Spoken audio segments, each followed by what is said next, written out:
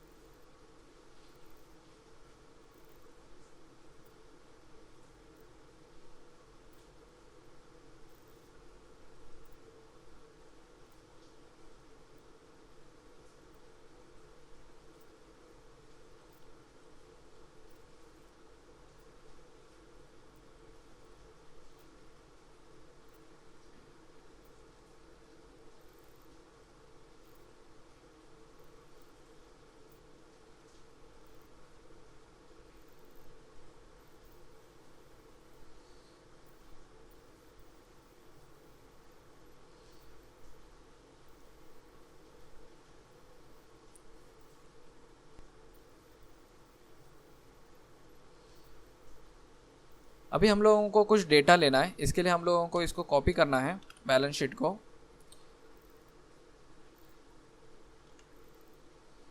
और इधर लिखेंगे स्टॉक डेटा। डीसीएफ वैल्यूएशन को यूज़ करने के लिए हमें कुछ डेटा की ज़रूरत पड़ती है। वो डेटा हमें लेना ज़रूरी है। तो इसके लिए हम लोग अभी क्या करेंगे, सबसे पहले हमें ज़रूरी है शेयर की प्राइस। उसके बाद हमें ज़रूरी है नंबर ऑफ शेयर्स। उसके बाद हमें चाहिए इक्विटी रिस्क प्रीमियम।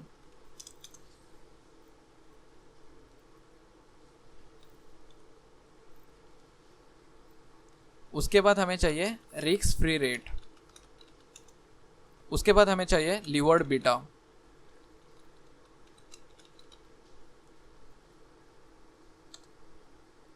और उसके बाद हमें डिविडेंड पर शेयर चाहिए।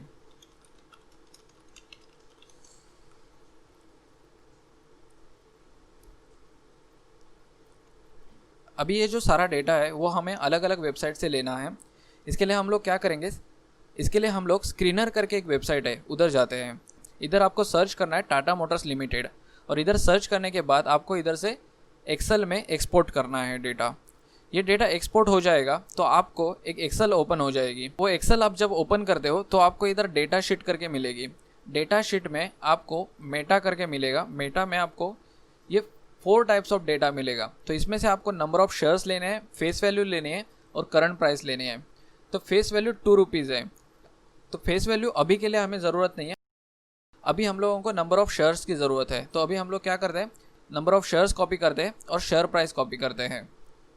तो इन दोनों को कॉपी करना है।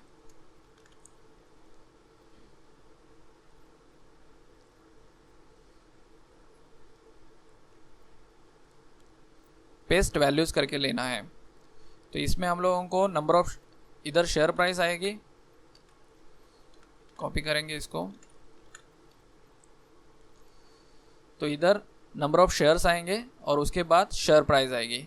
इन दोनों डेटा को हम लोगों को, ये डेटा हम लोगों का करंट डेटा है, इसके लिए हम लोग 2020 में नहीं लिखेंगे, उसको अलग से लिखेंगे। अभी हम लोगों को इक्विटी रिस्क प्रीमियम को समझना है। उससे पहले हम लोग क्या समझेंगे, रिस्क फ्री रेट क्या होता है वो समझेंगे। तो इसके लिए हम लोग एक वेबसाइट पे जाते हैं। इधर आप देख सकते हैं इंडियन गवर्नमेंट बॉन्ड जो यील्ड होता है, 10 ईयर का एक बॉन्ड होता है, उसका जो यील्ड होता है ये हमारे लिए रिस्क फ्री रेट करके काम करता है। तो हम लोग इसको रिस्क फ्री रेट करके यूज़ करते हैं। अभी आप देख सकते हैं ये अराउंड 6% है। तो यही नॉर्मली आप देख सकते हैं लास्ट 10 ईयर्स के डेटा में 9% तक था, 8% तक था। अभी वो 2018 के बाद गिरना स्टार्ट हुआ है, तो अराउंड ये 5.75 तक चला गया था। तो अभी हम लोग क्या करेंगे, 5 और 7 के बीच का 6.5 करके रिस्क फ्री रेट यूज़ करेंगे। तो कभी भी आपको रिस्क फ्री रेट यूज़ करना होगा तो इंडिया का आपको 10 ईयर बॉन्ड यील्ड यूज़ करना है। तो अभी ये 6% अराउंड है। अभी हम लोग क्या करेंगे, 6.5% यूज़ करेंगे। तो हम लोग क्या सोच रहे हैं कि नेक्स्ट 1 ईयर में 6% से लेके 7% के बीच में हो सकता है, यानी 6.5% तक हो सकता है। तो अभी हम लोग वही यूज़ करते हैं, रिस्क फ्री रेट 6.5%। अभी इक्विटी रिस्क प्रीमियम को समझते हैं। निफ्टी 50 ने 1999 से अराउंड 11% का रिटर्न दिया है, और वहीं पे सेंसेक्स ने 1999 से अराउंड 12.5 to 13% का रिटर्न दिया है। तो ये दोनों का एवरेज मिला के हम लोग इक्विटी रिस्क लेते, इन दोनों का मिला के हम लोग इक्विटी रिटर्न लेते हैं। तो ये रहेगा अराउंड 12%। तो 12% में अगर हम लोग माइनस करते हैं 6.5%, इसके डेसिमल हम लोग बढ़ा देते हैं, तो इसके लिए 5.5%। तो ये क्या हुआ, इक्विटी रिस्क प्रीमियम हुआ। रिस्क फ्री रेट इतना है हमारी कंट्री में, उसके ऊपर इक्विटी में कितना रिटर्न मिल सकता है वो है 5.5%। तो हमें लिखना है 5.5%। आपको समझ में आया रहेगा कि हम लोगों को लास्ट 20 ईयर्स का जो डेटा लिया हम लोगों ने, उसमें हम लोगों को समझ में आया कि 11% निफ्टी 50 ने रिटर्न दिया था। निफ्टी 50 एक इंडेक्स है, सेंसेक्स एक इंडेक्स है। तो निफ्टी ने जो रिटर्न दिया और सेंसेक्स ने जो रिटर्न दिया, उसका एवरेज हम लोगों ने इधर लिया और उसमें से 6.5% माइनस किया। तो हमें इक्विटी रिस्क प्रीमियम मिला कि इक्विटी रिस्क फ्री रेट के ऊपर कितना रिटर्न देती है, वो हम लोगों ने इधर लिया है। इसको डिलीट कर देते हैं। अभी आया लीवर्ड बीटा। अभी ये भी इंपॉर्टेंट है, अभी इसको हम लोग समझ लेते हैं। इसके लिए हम लोग क्या करेंगे, याहू की वेबसाइट पे जाएंगे। याहू की वेबसाइट पे लास्ट 5 ईयर्स का मंथली बीटा कैलकुलेट करके हमें मिलता है। अभी ये बीटा हम लोगों को यूज़ करना है। इससे पहले ये बीटा कैसे कैलकुलेट किया जाता है वो समझना इंपॉर्टेंट है, वो हम लोग अभी इधर समझते हैं। इसके लिए हिस्टोरिकल डेटा में जाना है, इधर आपको क्लिक करना है मंथली और अप्लाई करना है। आप इधर से डाउनलोड करोगे तो एक एक्सेल शीट ओपन हो जाएगी, उसमें आपको डेटा मिलेगा। फिर आपको वापस सर्च करना है निफ्टी 50। अभी इधर भी ओपन हुआ तो मंथली आपको ये भी डेटा डाउनलोड करना है, तो इधर इतना आपको डेटा मिलेगा। ये डेटा आपको एक एक्सेल शीट में कॉपी करना है, तो हम लोगों ने इधर कॉपी किया हुआ है। अभी आप देखो हम लोगों ने क्या किया, ये जो रिटर्न है टाटा मोटर्स का, ये टाटा मोटर्स का रिटर्न है, ये रिटर्न है निफ्टी का। तो टाटा मोटर्स का रिटर्न हम लोगों ने इधर कैलकुलेट किया एवरी मंथ का। अभी जो हमारे पास डेटा है वो हार्डली 1 ईयर का डेटा है, उधर हम लोग देख रहे हैं वो 5 ईयर्स का डेटा देख रहे हैं। अभी हम लोग सिर्फ समझ रहे हैं लीवर्ड बीटा होता क्या है, इसके लिए हम लोग ये कैलकुलेशन कर रहे हैं। तो आप इधर देखो हम लोगों ने ऐसे कैलकुलेट करके रखा है। अभी लीवर्ड बीटा होता क्या है वो समझना इंपॉर्टेंट है। जिस प्रकार से इंडेक्स यानी कि निफ्टी परफॉर्म कर रही है, उस हिसाब से स्टॉक कैसे परफॉर्म कर सकता है वो समझने के लिए हम बीटा का यूज़ करते हैं। जैसे हम लोग एक एग्जाम्पल से समझते हैं। अभी कंट्री की पॉपुलेशन बढ़ती है, वैसे पॉल्यूशन भी बढ़ता है। पॉपुलेशन कितनी बढ़ रही है उसके हिसाब से हम लोग पॉल्यूशन कैलकुलेट कर सकते हैं। हम लोगों ने पॉल्यूशन कैलकुलेट कर दिया, तो फ्यूचर में हम लोग क्या कैलकुलेट कर सकते हैं कि पॉपुलेशन जो बढ़ेगी फ्यूचर में, उसके हिसाब से पॉल्यूशन कितना बढ़ सकता है। पॉल्यूशन जिसके ऊपर डिपेंड है वो वेरिएबल कौन सा है, पॉपुलेशन। वैसे ही इधर टाटा मोटर्स डिपेंड है निफ्टी के ऊपर और निफ्टी के डेटा के ऊपर, तो वही हम लोग बीटा करके कैलकुलेट करते हैं। अभी इधर निफ्टी डिपेंडेंट वेरिएबल है, तो निफ्टी के साथ टाटा मोटर्स कंपनी कैसे परफॉर्म कर रही है वो हम बीटा के थ्रू समझने की कोशिश कर रहे हैं। हम यहाँ सिंपली रिग्रेशन कैलकुलेट करने की कोशिश कर रहे हैं। तो अभी हम लोग क्या करेंगे, इज इक्वल टू स्लोप करके एक फॉर्मूला आता है। स्लोप में हमें सबसे पहले जो डेटा लेना है वो क्या रहेगा, निफ्टी का डेटा रहेगा, कॉमा लेना है, टाटा मोटर्स का डेटा लेना है, ब्रैकेट देना है और एंटर करना है। तो ये जो हमें 0.28 मिला वो लास्ट 1 ईयर का मंथली डेटा के ऊपर 0.28 हमारा टाटा मोटर्स का बीटा था। तो अभी हम लोगों का इधर जो हम लोग बीटा देख रहे हैं, समरी में जाएंगे, इधर हम लोग टाटा मोटर्स लिखेंगे। अभी देखो याहू फाइनेंस में टाटा मोटर्स की जो न्यूयॉर्क में जो लिस्टेड, टाटा मोटर्स जो न्यूयॉर्क के साथ लिस्टेड है वो भी दिखा रही है। तो अभी हम लोगों को जो लेना है वो एनएससी वाला लेना है, तो इधर हम लोगों को क्लिक करना है। उसके बाद ये जो बीटा रहेगा 5 ईयर्स का मंथली वो यूज़ करना है।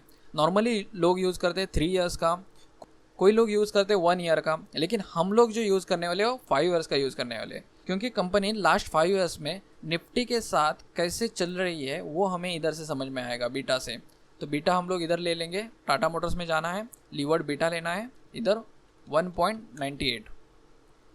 तो हम लोगों ने बीटा लिया। अभी डिविडेंड पर शेयर निकालना है।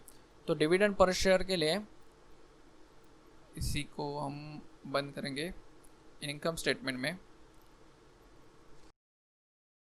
ये इक्विटी शेयर डिविडेंड था, इसको कॉपी करेंगे कंप्लीटली, इधर पेस्ट करेंगे। इसको जो अमाउंट आएगी उसको डिवाइड करना है नंबर ऑफ शेयर के साथ, तो हमें डिविडेंड पर शेयर मिल जाएगा। तो इक्विटी के लिए हम लोग डिविडेंड पर शेयर इधर से निकालेंगे, ठीक है। तो हमें वापस से कैलकुलेट करने की ज़रूरत नहीं रहेगी, क्योंकि हमने ऑलरेडी इधर फॉर्मूला डाला हुआ है। तो नेक्स्ट टाइम पे हम लोग जो डेटा रहेगा वही सिर्फ इंसर्ट करेंगे और हमें डिविडेंड पर शेयर जो है वो मिल जाएगा। तो अभी हम लोगों ने डेटा लिया है, डेटा को भी हम लोग इधर ग्रुप कर देंगे, तो आसानी से एक्सेस कर पाएंगे। इसको हम लोग डिलीट कर देते हैं क्योंकि हम लोगों को लास्ट ईयर का ही चाहिए। इसको भी क्लोज करते हैं, कैश फ्लो ओपन कर देते हैं। इसमें हम लोग इसे कॉपी करेंगे,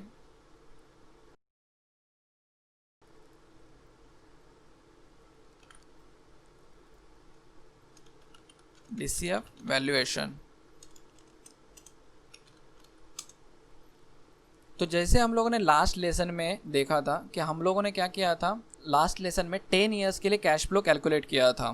तो अभी हम लोग वही 10 ईयर्स वापस से लेंगे। तो इसके लिए हम लोग 10 ईयर्स ले लेते हैं।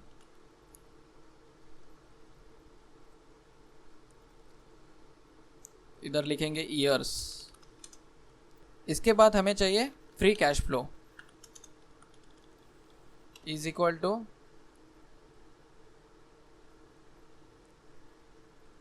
ये फर्स्ट ईयर का कैश फ्लो है।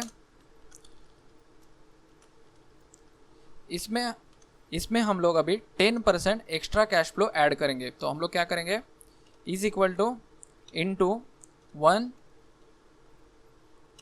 ब्रैकेट में जाना है 1 प्लस 10%।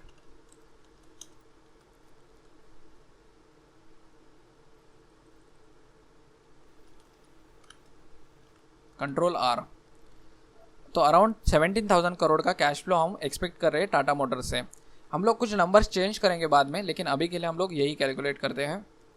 उसके बाद हमें यूज़ करना है डिस्काउंट फैक्टर। तो डिस्काउंट फैक्टर अभी तक हम लोगों ने कैलकुलेट नहीं किया है। उसके बाद हमें चाहिए क्यूमुलेटेड डिस्काउंट फैक्टर, और फिर हमें मिलेगा FCFF, डिस्काउंटेड FCFF, ठीक है।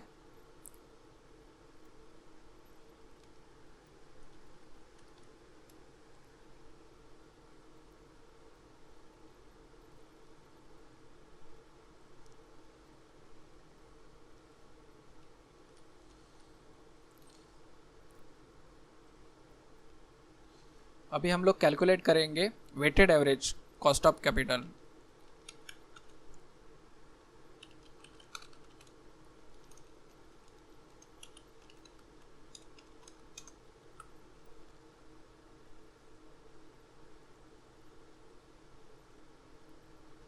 इसमें सबसे पहले आएगा इक्विटी, डेप्थ,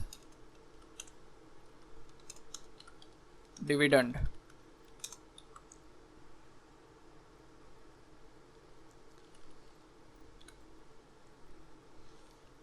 इधर आएगा टोटल कैपिटल। तो इक्विटी कितनी है हमारे पास वो हम लोग ले लेते हैं। इसके लिए बैलेंस शीट में जाना होगा हमें, बैलेंस शीट ऑन कर देते हैं। इज इक्वल टू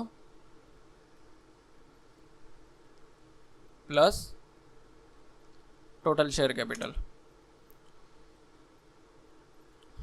अभी डेप्थ कितना है हमारे पास वो ले लेते हैं। Long term borrowings, short term borrowings. Dividend अभी नहीं है तो अभी हम लोग वो कैलकुलेट नहीं करेंगे। तो हमारे पास टोटल कैपिटल आ जाएगा, तो is equal to equity plus plus enter. तो ये हमारे पास टोटल कैपिटल आया। इसको हम लोग सेंटर करेंगे। अभी वेट हम लोग कैलकुलेट करते हैं।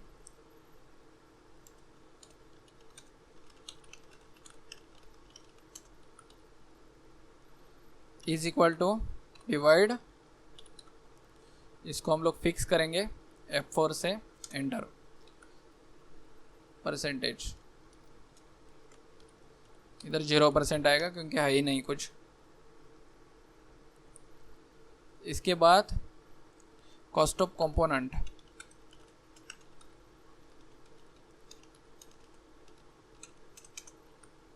कॉस्ट ऑफ कंपोनेंट कैलकुलेट करने के लिए क्या करना है, इज इक्वल टू हमने जो डेटा कॉपी किया था उधर जाना है।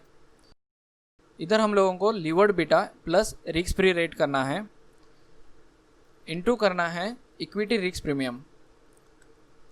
तो ये हमारे लिए कॉस्ट ऑफ कंपोनेंट करके आया। अभी हम लोग क्या करेंगे, डेप्थ का जो इंटरेस्ट रेट है वो ले लेते हैं। तो इसके लिए इज इक्वल टू, ये इनकम स्टेटमेंट ऑन करनी पड़ेगी। इधर है 7.27, तो अभी वापस आ जाते हैं। इज इक्वल टू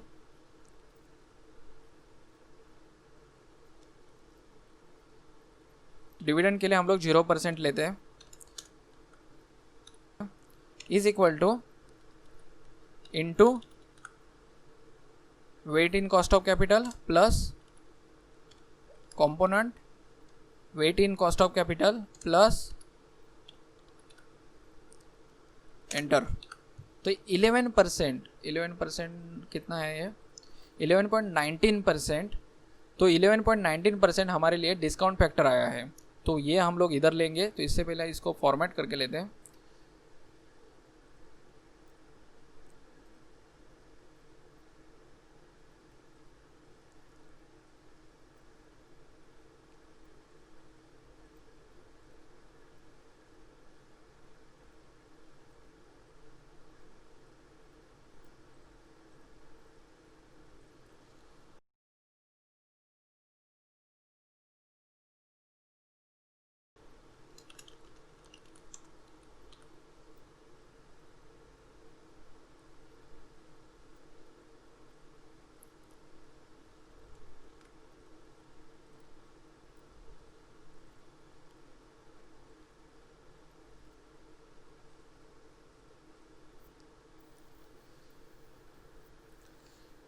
ठीक है, तो इसको हम लोग बोल्ड भी कर सकते हैं तो थोड़ा अच्छा दिखेगा। तो ये हमारे लिए weighted average cost of capital आया है। तो ये हम लोगों को इधर लेना है। इज इक्वल टू हम लोगों ने लास्ट डेमो में जो कैलकुलेट किया था उस टाइम पे हम लोगों ने इक्विटी का जो कंपोनेंट था वो हम लोगों ने कंसीडर किया था, क्योंकि वो क्या था, फ्रेश कंपनी थी और स्टार्टअप कंपनी थी। इसमें क्या कर रहे हैं हम लोग, कैलकुलेट कर रहे हैं मार्केट के साथ रिस्क कितनी है, हम लोगों को रिटर्न कितना मिलता है मार्केट के साथ, वो सारा कैलकुलेट करके हम लोग ये रिटर्न निकालने की कोशिश कर रहे हैं। ठीक है, तो अभी हम लोग क्या करेंगे, कम्युलेटेड डिस्काउंट फैक्टर यूज़ करेंगे। अभी हम लोगों को इसको फिक्स करना होगा, तो इसे फिक्स करते हैं और फिर इसे कॉपी करते हैं सब जगह पे। अभी हम क्यूमुलेटेड डिस्काउंट फैक्टर निकाल लेते हैं। तो इसके लिए हम लोगों को फॉर्मूला पता है, क्या करना है, is equal to 1 divide, bracket में जाना है, वापस 1 प्लस डिस्काउंट फैक्टर को पकड़ना है, ब्रैकेट कंप्लीट करना है, रेज टू पावर और फिर ईयर सिलेक्ट करना है।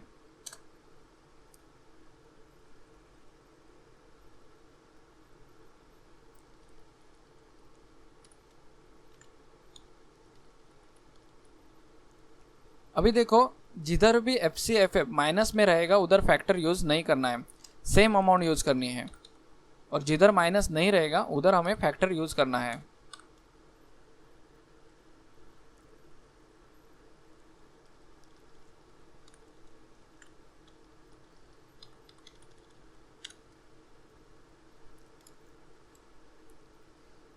इसको हम लोग अलग कलर में हाईलाइट करेंगे क्योंकि इधर हम लोगों ने डेटा इंसर्ट किया था।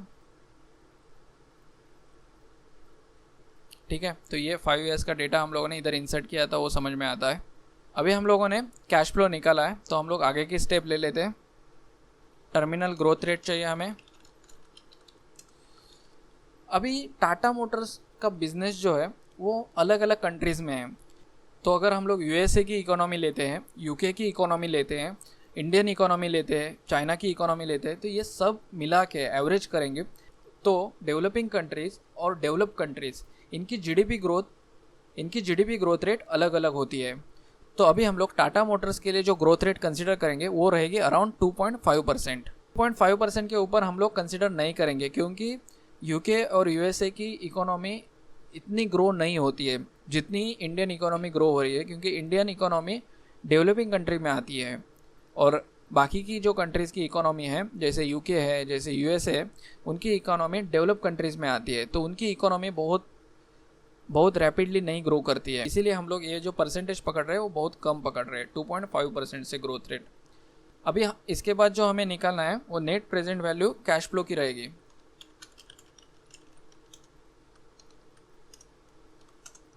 उसके बाद जो नेट प्रेजेंट वैल्यू रहेगी वो टर्मिनल वैल्यू की रहेगी। तो इसके लिए हम लोग इज इक्वल टू सम करेंगे, ब्रैकेट में जाएंगे,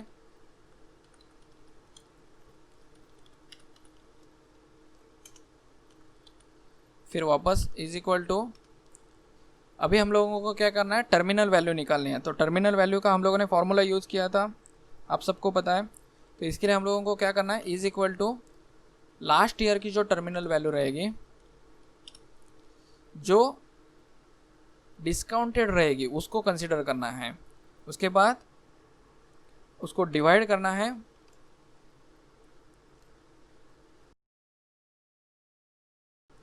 जो वैक था उसको माइनस करना है टर्मिनल ग्रोथ रेट से, ब्रैकेट कंप्लीट करना है और एंटर करना है। तो ये जो हम लोगों को अमाउंट मिली वो क्या है, टर्मिनल वैल्यू है। अभी टोटल सम कर देते इसको।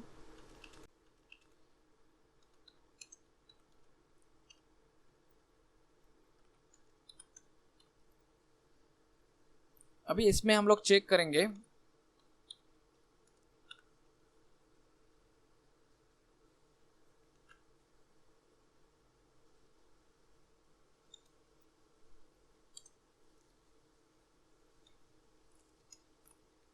तो आप देख सकते हो अराउंड 66% जो कैश फ्लो निकला है वो टर्मिनल वैल्यू वाला निकला है, और 33% जो कैश फ्लो है वो हमें मिला है टाटा मोटर्स का नेक्स्ट 10 ईयर्स का। अभी देखो इधर अगर मैं 0 कर दूं तो मेरा कैश फ्लो इधर 40% तक जंप करता है। तो कंपनी का अगर कैश फ्लो माइनस में जा रहा है तो कितना निगेटिव इंपैक्ट करता है किसी भी कंपनी के नेट प्रेजेंट वैल्यू पे, वो आप इधर से समझ सकते हो। अभी 2.5% की जगह पे हम लोग अगर इसको 3.5% करेंगे तो नेट प्रेजेंट वैल्यू रहेगी, टर्मिनल वैल्यू जो रहेगी वो एक्स्ट्रा और ऐड हो जाएगी। तो इसको हम लोग 2.5% रखेंगे अभी के लिए, ठीक है। अभी इसके बाद हमें क्या करना है, इसको फॉर्मेटिंग करना है।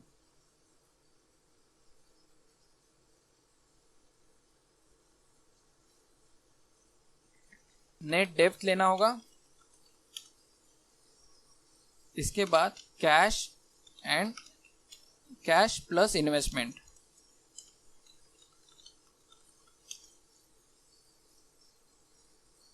और फिर हमें इक्विटी की वैल्यू मिलेगी।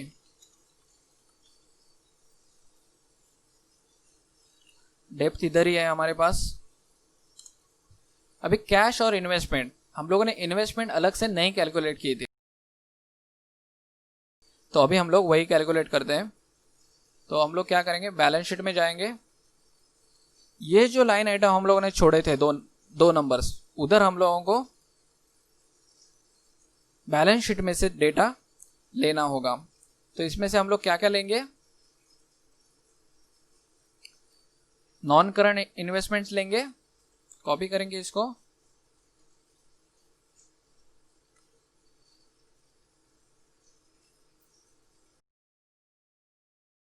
करंट इन्वेस्टमेंट्स लेंगे।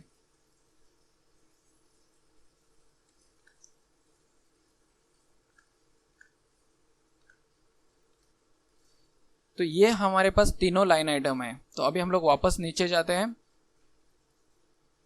इन सभी को हम लोग अभी बंद कर देंगे।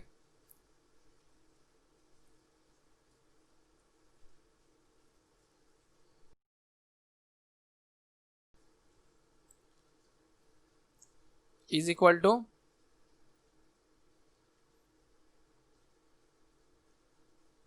इन तीनों लाइन आइटम को प्लस करना है।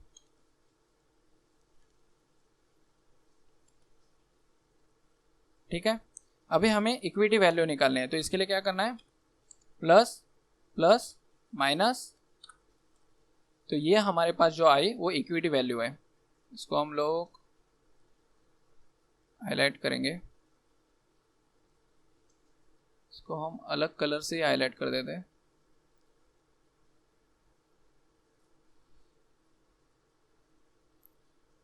अभी हम लोगों को निकालनी है शेयर की price. Is equal to equity value divide stock data में number of shares. 326 crore shares है।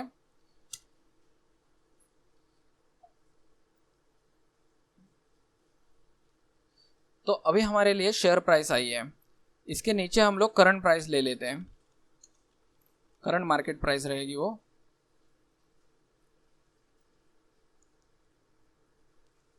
शेयर प्राइस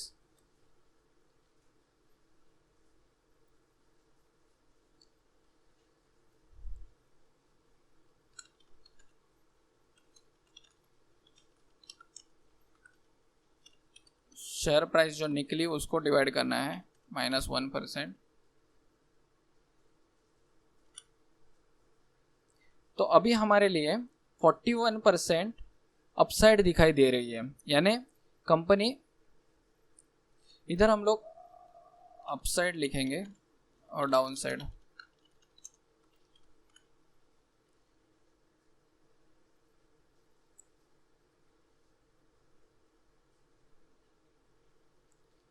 ठीक है, तो ये हम लोगों को अभी जो प्राइस आई वो 41% और ऊपर जा सकती है ऐसे बताया जा रहा है, लेकिन ऐसा है क्या, नहीं है। आप लोगों को वेट करना होगा कंप्लीट इंडस्ट्री एनालिसिस और कंप्लीट इकोनॉमी एनालिसिस के लिए।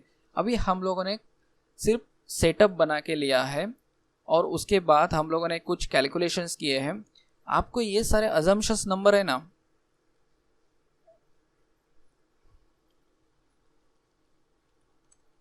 ये सारे नंबर्स आप आगे आगे जैसे आगे आगे बाकी के कंपनीज का एनालिसिस करोगे वैसे चेंज करोगे। ठीक है, तो इसके लिए हमें कंप्लीटली क्वालिटेटिव एनालिसिस समझना इंपॉर्टेंट है। अभी हम क्या समझ रहे हैं, क्वांटिटेटिव एनालिसिस।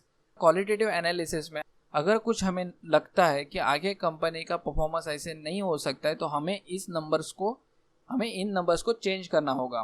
ठीक है, तो अभी हम लोग इसको भी क्लोज कर देते हैं। तो ये पूरा डेटा बहुत सारा हो गया।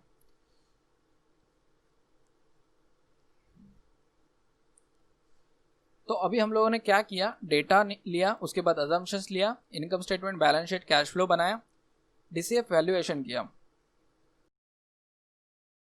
वैल्यूएशन के बाद हम लोगों को कुछ प्राइस मिली। ऐसी प्राइस हमारी बाकी सारी कंपनीज की निकालनी है। हम लोग क्या करने वाले, कंपेरेबल एनालिसिस करने वाले हैं।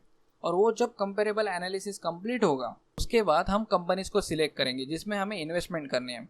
इन्वेस्टमेंट करते वक्त हम सिर्फ फंडामेंटल का यूज़ नहीं करने वाले, हम टेक्निकल एनालिसिस का भी यूज़ करने वाले। तो आपने एक स्टेज को कंप्लीट किया अभी तक, अभी हमें बहुत सारी कंपनीज का एनालिसिस करना है और वो हमें यानी कि आपको करना है। मैंने आपको एक फॉर्मेट बना के दिया है, उस फॉर्मेट के ऊपर आपको आपका डेटा कॉपी करना है, पेस्ट करना है। वो पेस्ट किया हुआ डेटा अपने आप एडजस्ट होगा और बाकी के अजम्पशन नंबर आपको आपके हिसाब से अपडेट करने होंगे। तो आपको एटलीस्ट 25 to 30 कंपनीज का एनालिसिस करना होगा, तभी आपको इन सारे कंपनीज की प्राइस की और अजम्पशंस की आइडिया आएगी। तो इसीलिए आपको ये सारे अजम्पशंस बनाने बहुत इंपॉर्टेंट है। अभी हम लोग क्या करेंगे, इसमें एक चार्ट इंसर्ट कर देते हैं। अभी भी हमारा बहुत सारा काम बचा हुआ है क्योंकि हम लोग नीचे, अभी हम लोगों को इसके बाद में रेशोज का एनालिसिस करना है। तो इसमें हम लोग इंसर्ट में जाएंगे, चार्ट्स में जाएंगे,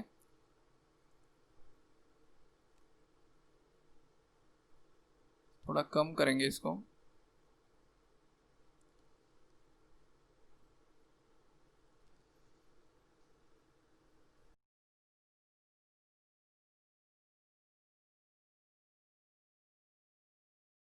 अभी डेटा रेंज लेना है हम लोगों को, इसके लिए इसको सिलेक्ट करेंगे इधर से,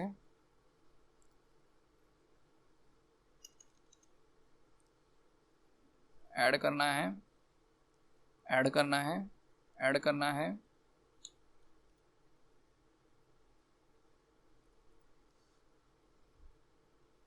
अभी तक हम लोगों ने जी तक ऐड किया हुआ है, अभी हम लोगों को एच का ऐड करना है। एच का वापस से ऐड हुआ क्या? नहीं। आई का ऐड हुआ, जे का ऐड हुआ, के का ऐड हुआ, एल का ऐड हुआ, एम का ऐड हुआ, डी ई एफ, इसमें से जी माइनस है, जी नहीं दिख रहा है आपको।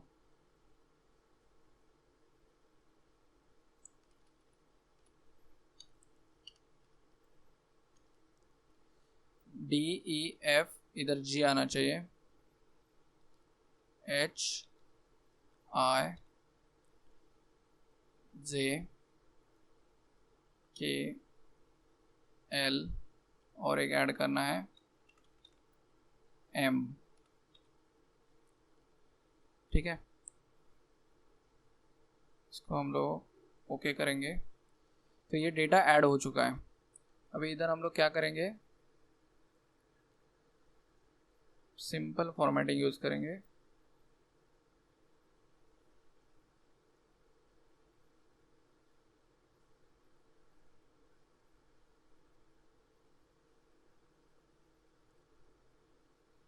इसको वर्टिकल करेंगे।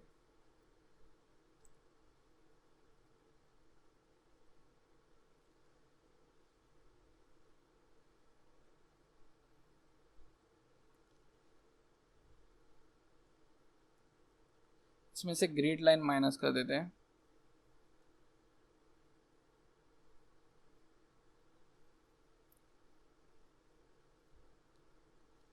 इधर हम लोग चार्ट का टाइटल लेते हैं FCFF, इसको हम लोगों को सेंटर में लेना है। इसको बोल्ड करेंगे, कलर लेंगे,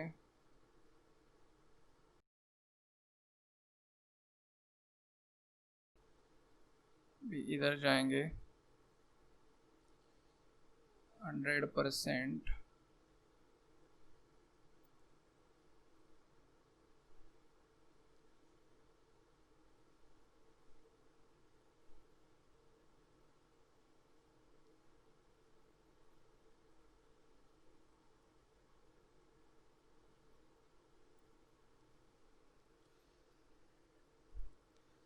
ठीक है। तो ये चार्ट अपडेट हो गया है।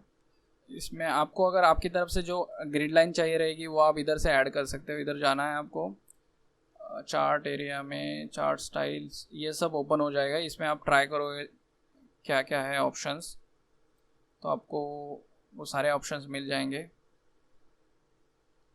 फिर इधर से आप कलर भी चेंज कर सकते हो, आपको अगर बैकग्राउंड कलर चेंज करना होगा तो बहुत सारे ऑप्शन है इसमें।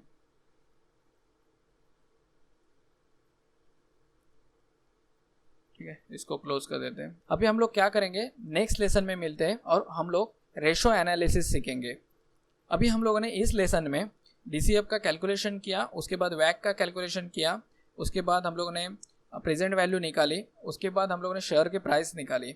अभी तक हम लोगों ने अजम्पशंस नंबर्स के बेसिस पे हम लोगों ने ये मॉडल बना चुके हैं। अभी हम लोग नेक्स्ट लेसन में मिलेंगे।